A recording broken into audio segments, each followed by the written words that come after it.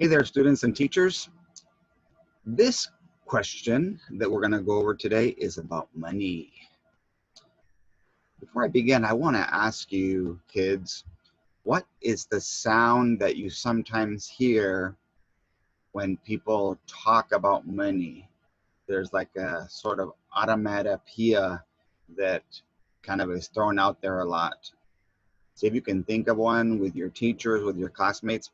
The one I think of is cha-ching. When we're making that money. This problem is going to be about income.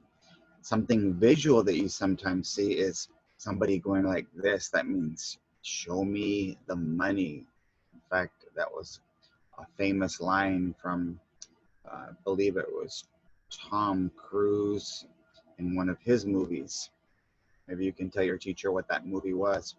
Let's say you're Superman, but if you have an S on your shirt with two lines vertically going right through it, that's called a dollar sign. So it's one thing to be Superman, it's one thing, it's a completely different thing to bring home the bacon. And that's a weird idiom, but it just means making the money, bringing home money for your family. And so real quick, talk about for a minute with your classmates.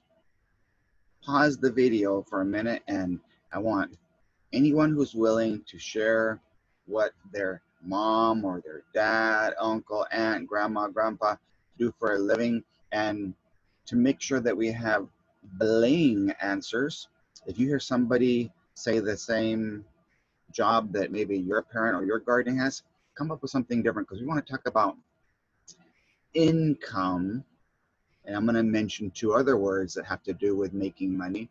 We're going to compare gross income, and gross doesn't always mean ugly, but some people have an income that's pretty gross. It's not that wonderful. So we'll compare gross income to net income, because that happened to be one of the questions. And so talk about that for a moment. I'll pause my talking just for a second so we can talk about what kind of jobs that we have. Your teacher, she or he is an educator, and you have perhaps one teacher all day, or maybe you have one for each different subject. Revenue is a word that's going to come out in math. Salary, income is money that comes into your wallet, into your purse, into your family. Outcome, there's no such thing in that for money, but debts, payments, costs, expenses, those are all things that you talk about when money is leaving your wallet, leaving your purse or your credit card or your debit card, your savings or bank account. Those are all things that we want to make sure that we talk about a little bit to expose ourselves to vocabulary. So let's take a look before we look at the problem and see a quick reminder of our rules when we're doing problem solving. Read the question and then the problem solo, softly or loudly. Underline and try to understand what the question is asking, especially those key words. Look for and label all the key words. Evaluate, stop to think. What strategy has my teacher taught me for this problem? That way you can execute that strategy. Not exit ugly. Teachers take away points if your students exit ugly. I would suggest, students, that you convince your teacher to bring cuties to class when you resume classrooms in the next month or so, or tell your parents to go buy some cuties. That way, if your teacher sees your work online and you're executing, not exa-uglying, they will give you, your parents will participate in the rewards, because really radical classrooms do have rules, rewards, and consequences, and a reward of executing should be you get a cutie. If you do the next part and eliminate extra information and eliminate and explain all your wrong answers, eliminate, I'm holding my fingers with the E, that's my signal, my sign that I'm eliminating and explaining my wrong answers, I should get a halo for that. And halos and cuties, they look the same, they're both healthy. And so if you are doing that and you go all the way through to the S, you basically think of the R as the appetizer, the U as the meat, the L and the E as the vegetable, and the S as the dessert. The last thing you do before you turn in your test, make sure that all your answers that you select in your book match the ones you select in your Scantron, and double check your grid response to make sure the decimal is in the right place compared to the whole number and the tenths or the hundredths or whatever number you happen to be using. So let's take a look at today's problem, students. And I really feel like 1E should always be giving examples, extending beyond the problem, using other situations to think about the different letters that are being asked. So we do have the check marks here. We have read, underlined, labeled, eliminated, and selected our answers. I've done it in advance for you. So let's see. The question says, which factor most likely affects the amount of money she makes in 1 month? Okay. Well, before you can find out how much money somebody makes in a month, you probably need to find out how much money they make. We make it smaller. In a week, maybe some people get paid every 2 weeks. They call that bi-weekly.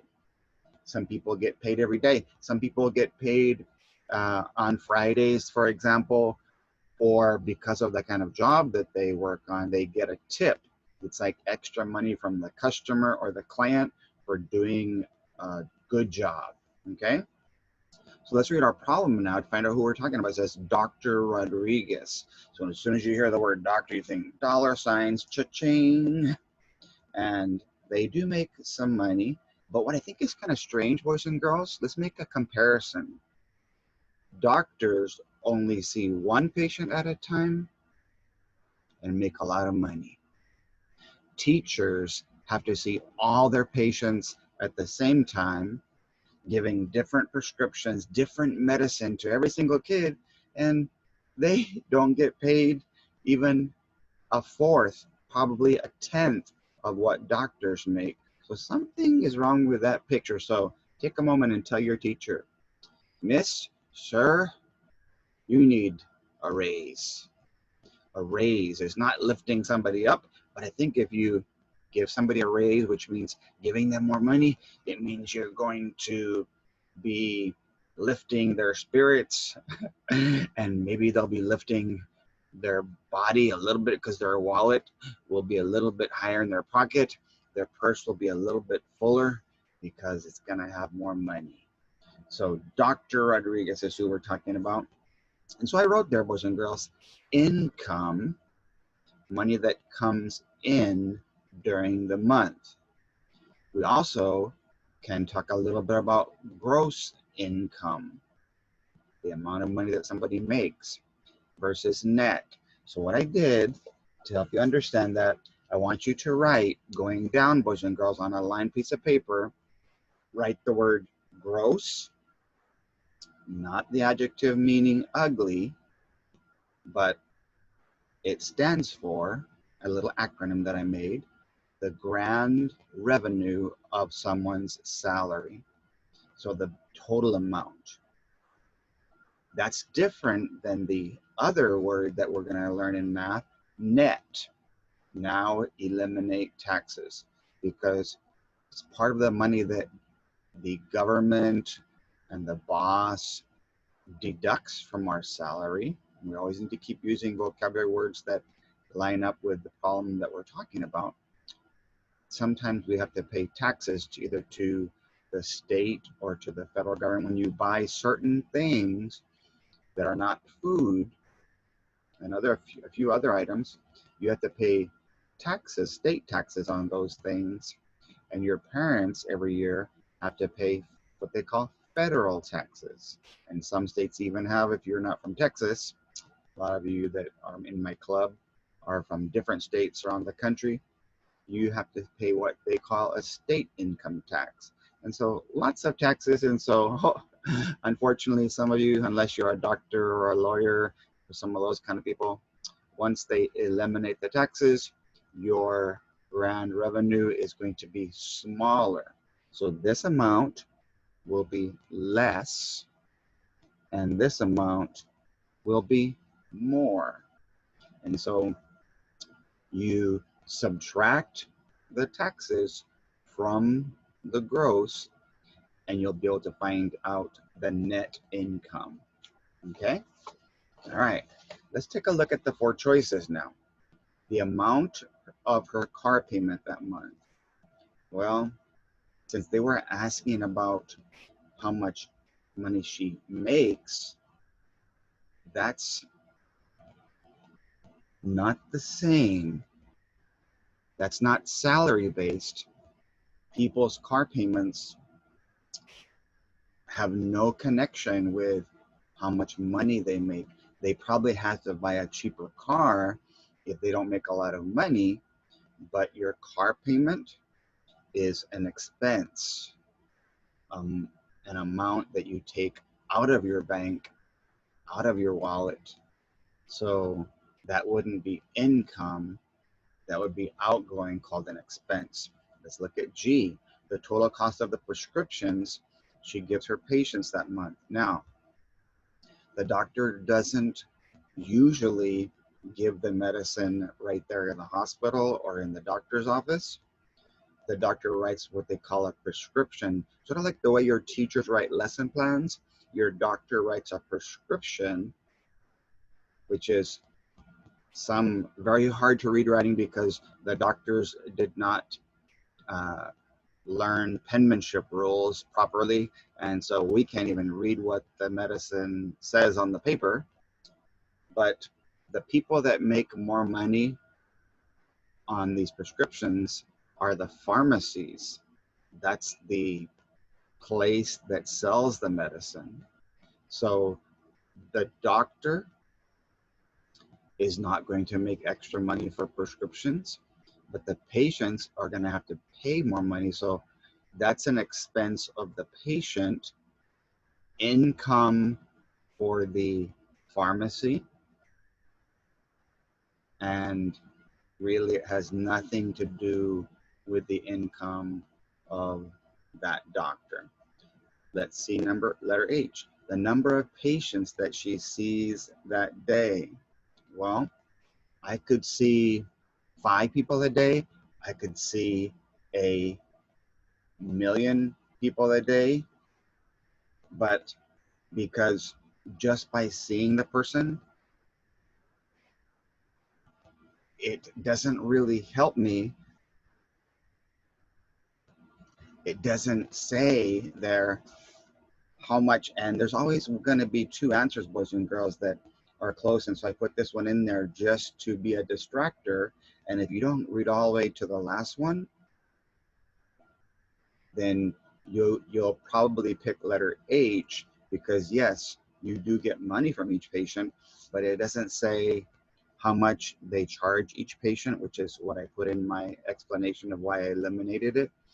It doesn't say if the patient pays extra services like for x-rays, for a blood test or a lab test, lots of things that you have to pay extra money for. So since there's not enough information there,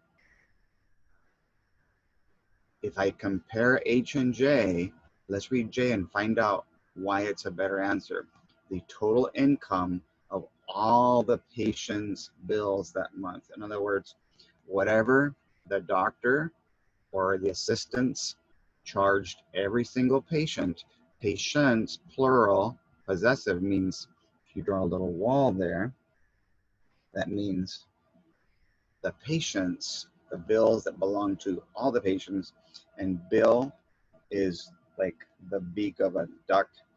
A bill is a dollar bill. My name is Bill, but when they say the bill that they pay, that's like when you pay at a restaurant. I said, I would like the bill, please. I would like the ticket, the check. And it's kind of confusing because if you write a check, you're paying money, but you say, I would like my check.